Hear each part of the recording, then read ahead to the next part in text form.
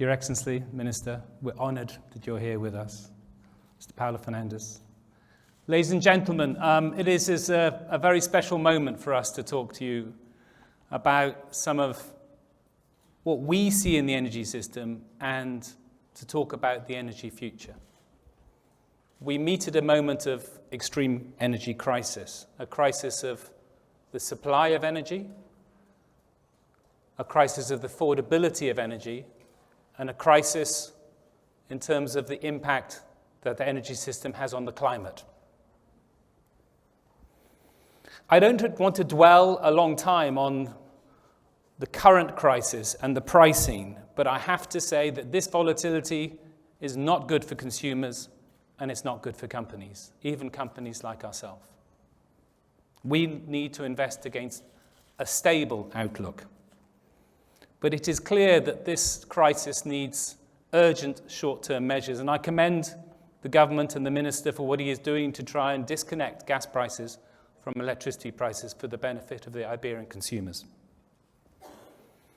But I have to warn that this crisis is not over, and the crisis came ahead of the war. The crisis came because of structural underinvestment in oil, gas, and the alternative energies. The war has clearly compounded that challenge. But today is not to dwell on the moment today. Today is to talk about the long term, about the investments we need to make to create a cleaner, more sustainable and affordable energy future.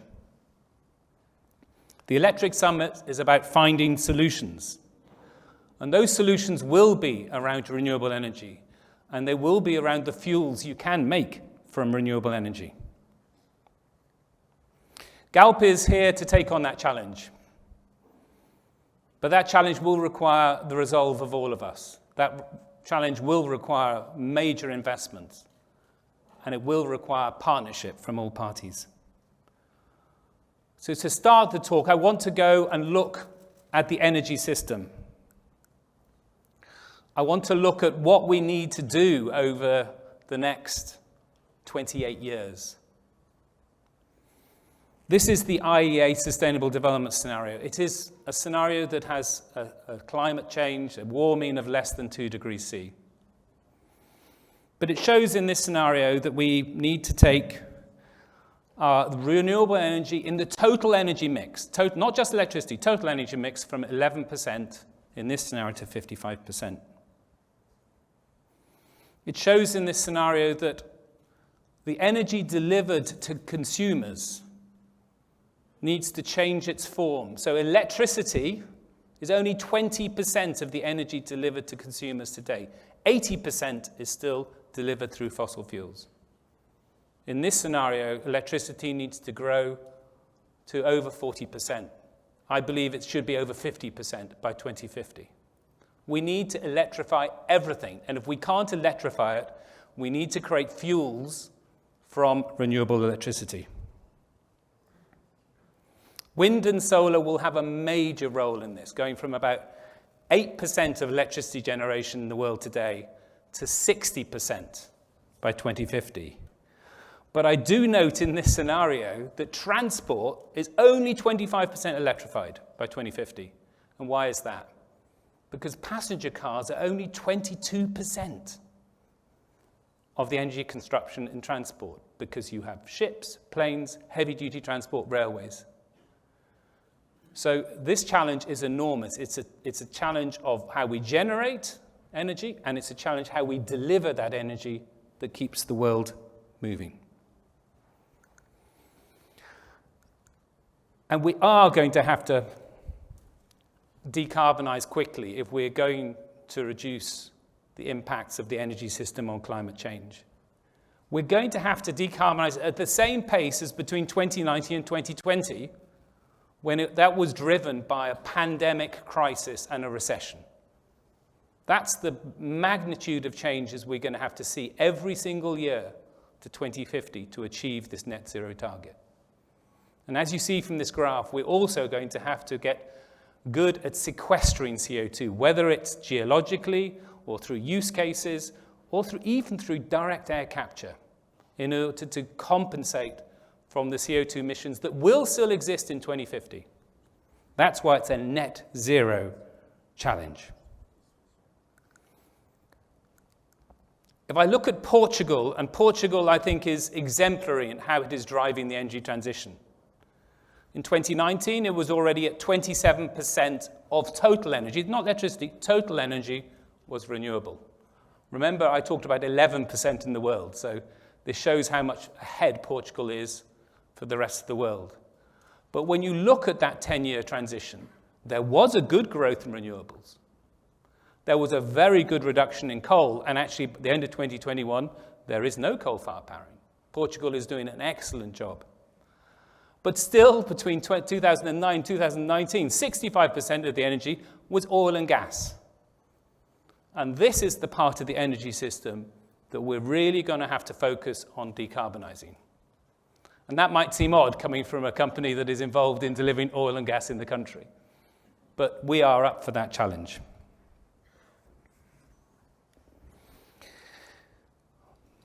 Now, clearly, the current situation is that there is a challenge of energy supply to Europe. 24% of all the energy EU has used came from Russia. 45% of the gas, if you include LNG, 30% of the oil, and 54% of coal came from Russia. I might note that Galp was the first international oil company in the world to suspend offtake of Russian products a week after the start of the war. But what you've seen in Europe is one of the responses in the lack of gas has been the growth of coal consumption. Now, not in Portugal, but clearly this is not a response that will be sustainable. So we have to find the alternatives. The EU, and we will hear from Paula Marcus later today, the Deputy Director from DG Energy, the Repower Europe ambition, I think, is a very bold and strong statement. It's a statement of reducing gas dependency, reducing gas consumption, initially by 5% just by asking people to keep their houses somewhat cooler in the winter, but 30% reduction by 2030. Increasing LNG supply, where Portugal and Sines can play a role. Increasing the supply of pipeline from places like Algeria and Norway. Increasing biogas, 35 BCM of biogas by 2030, and increasing hydrogen. At the same time, making sure we refill the storage in preparation for the next winter. I have to say, to meet all those requirements will require gas supplies continuing from Russia through this year, but at somewhat lower rates than Europe was receiving gas in the past. But Repower Europe talks about a massive increase in solar in Europe, a doubling of the solar capacity of today by 2025, and a doubling again from 2025 to 2030. 600 gigawatts of solar. That's 4 times today. That's 4 times the land use and permits and everything that will go in to creating that renewable electricity. That is massive. But a massive deployment also of solar panel distributed, particularly on roofs. And all public buildings of above 250 square meters will require solar panels by 2027. This is a big challenge for governments and municipalities to take on. And as a result, renewable energy in the electricity mix will go from 40% target to 45% target by 2030. So a massive increase in solar and renewables, but also a dramatic increase in hydrogen. The ambition of 20 million tons of green hydrogen by 2030. 10 million developed in Europe, 10 million imported. To give you an idea, that's 200 gigawatts of renewable energy will be required to fulfill that ambition. This is in Europe that the largest electrolyzer today is 20 megawatts, and less than 100 megawatts was installed last year in Europe. This is an extraordinary challenge. And the EU is talking about a 10-fold increase in the electrolyzer manufacturing capacity in Europe by 2025. So this is massive industrialization at a scale we've never seen before. But it also requires other measures, like making sure that the Recovery and Resilience Fund, 300 billion, is headed towards that Repower Europe. That we simplify and accelerate permitting. And we use the principle of overriding interest, that it's in the interest of Europe that we change the energy system. And we make sure that those principles are understood right throughout the whole European Union, all countries. But as the Minister said, also energy efficiency and mandatory measures to improve the energy efficiency. So this is an enormous and dramatic challenge. And so Galp clearly sees this challenge, but obviously sees in it an opportunity for us to be part of that future. So last June, we put in a new purpose. Let's regenerate the future together. And it's about reshaping our portfolio. But it's also about our relationship with society and government to make sure we can do this together. But it's also, for me, about creating the right environment inside Galp that has the dynamics and the openness to ideas from the outside that creates the right leadership culture that we can be successful.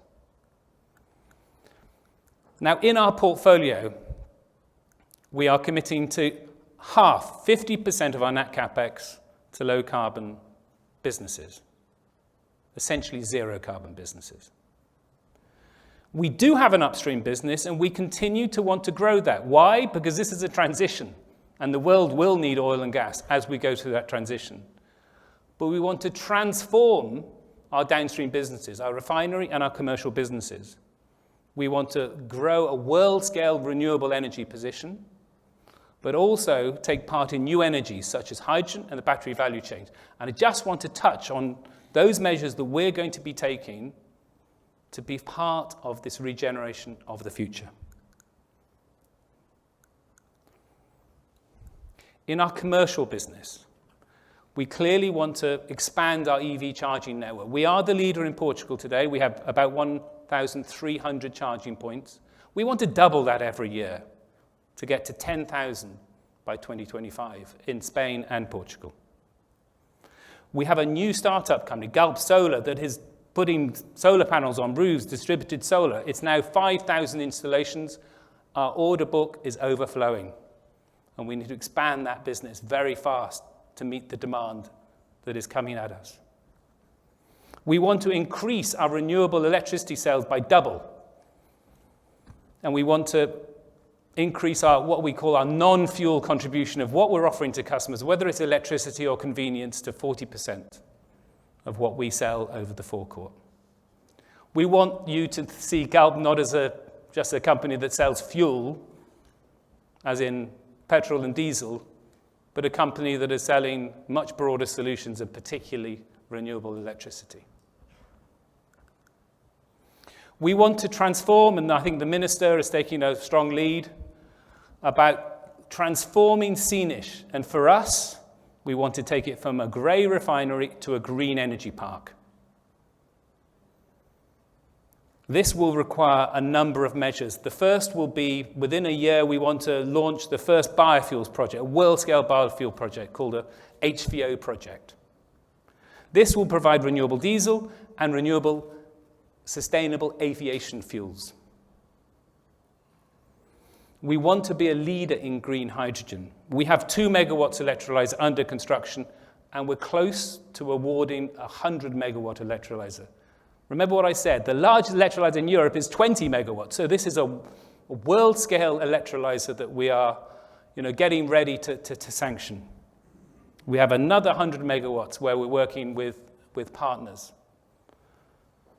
And we're evaluating the opportunity for e-marine fuels and e-jet fuels from hydrogen.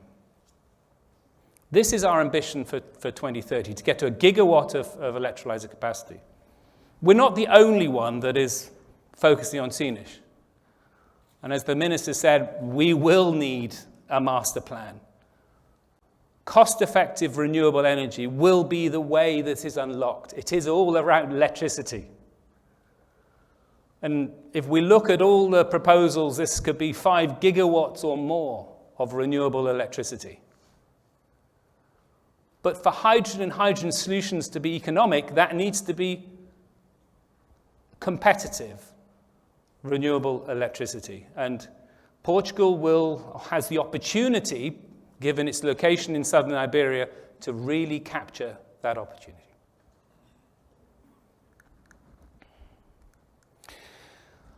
But we want to also put in our own renewable position. We're in the top 3 companies in solar in Iberia today. We have 1.2 gigawatts.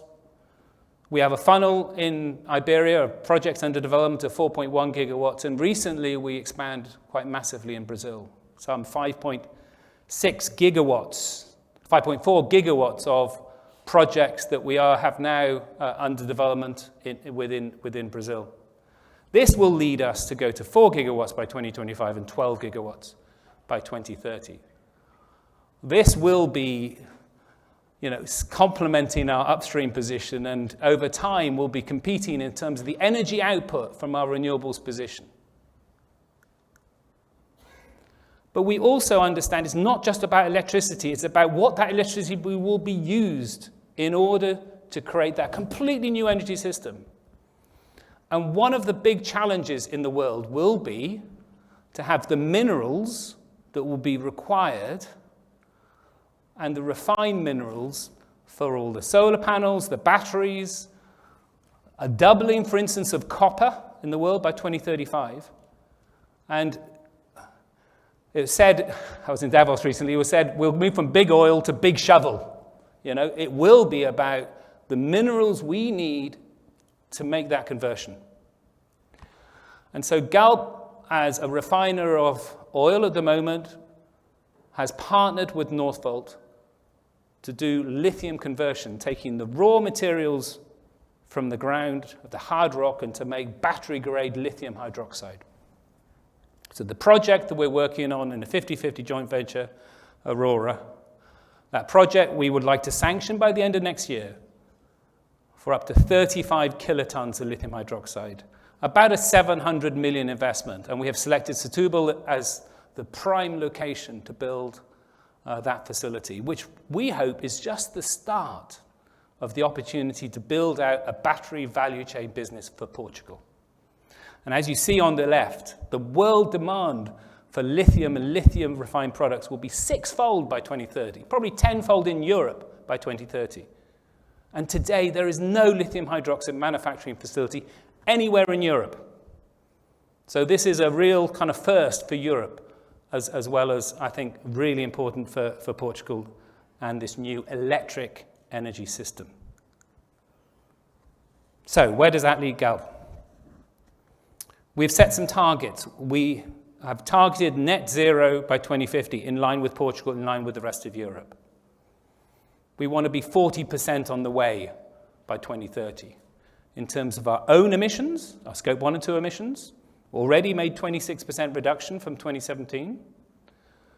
In terms of the energy intensity of the energy we produce, whether it's upstream in oil or gas, or it's renewable energy. So 40% decarbonize the energy we produce by 2030, with 13% on the way there. And 20% on what we sell to the consumers in the countries that we operate, where we want to be 20%. We want to supplement the oil products we sell with a lot of electricity, with 3% on that journey. So a lot more work to be done there. These are the targets that we have set ourselves, and we're making really good progress against those targets. So, if I conclude, we are in a crisis. We need to manage the crisis. But we also need to invest in a future that is much more sustainable, much more affordable. But that will require partnership at levels we've never seen before. It'll mean partnership between companies, between governments, municipalities, but also society. Because this new energy system will have a footprint. It won't be a zero footprint. We all need to recognize that.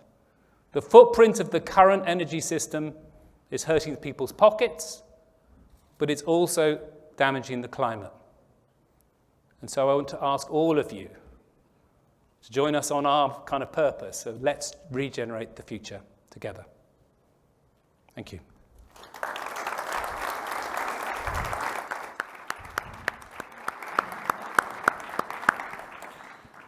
Thank you very much, Andy, for the presentation, also the ambitious targets. And I believe you had also made yourself available for questions from the room, if that's still a possibility, of course. For your stand. Yeah, all right. O Andy foi amável e disponibilizou-se para responder a perguntas da plateia, portanto, se tiverem uma pergunta, podem sinalizar e temos microfones aqui na sala para depois, temos ali uma, ao fundo da sala, do nosso lado esquerdo. Se puderem identificar e depois fazer a pergunta, agradecia. Obrigado. Yes. Hello, my name is Carlos Marsaldo. I would like to know, the war is having a big impact on companies. What effect is it having on Galp? Well, I think the first thing I have to say that the first impact we had was that our refinery imported a product called vacuum gas oil. We imported all of that from Russia, well, almost all of it from Russia. And so the Sinish refinery relied on that product. So we fast kind of said, what would happen if we couldn't take Russian product? Could we get it from elsewhere? And we concerned that there wasn't going to be available. Half of the world's vacuum gas oil came from Russia. So in the first week, we decided we were going to manage this. We were going to try and source as much as we could from around the world. But we didn't want to be part of paying for the Russian war machine. And I think we didn't quite understand exactly how it was going to work. Rodrigo, our head of energy management, and his team have done a great job to securing an alternative supply of vacuum gas oil, and the refinery is running at full output. It needs to at the moment, particularly with the demand we have in the market today. Jet fuel demand is higher than it was in 2019. So, people all want to travel again, and this is putting a lot of stress on the system. So in the world today, we see the storage levels of products like diesel and jet and gasoline are really low. So the system is really tight. So for us, one of the big challenges is make sure we can keep on keeping supplies to our consumers. Not related to the war, but Portugal receives half of its gas from Nigeria. So working with the Nigerian government to make sure that the Nigerian LNG is coming to Portugal is another big priority for us to make sure that we can meet our customers' needs. And in some cases, we haven't received the supply, so we have to go on the external market and buy very expensive gas to sell at a pre-sold, quite lower gas to our consumers. So this system is actually impacting us in a number of ways. That we really challenge, that we have challenges to manage. So at the moment, we can't affect the price. The price is an international price. We have to work with our customers on their credit limits and everything to make sure that they can continue to be supplied. But our job is to make sure just people get the energy they need, and that is our priority. Thank you, Andy. Mais alguma pergunta da sala? Penso que não. Thank you very much. Okay, thank you.